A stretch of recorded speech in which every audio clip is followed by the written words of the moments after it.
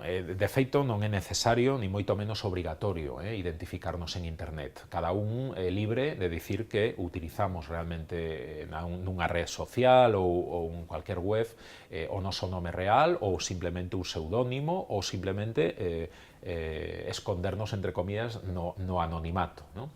Eso sí, hai determinados trámites, lóxicamente, que nos tendremos que identificar, sobre todo se queremos actuar frente a unha administración ou nun procedimento, bueno, pues tendremos os nosos cauces para identificarnos.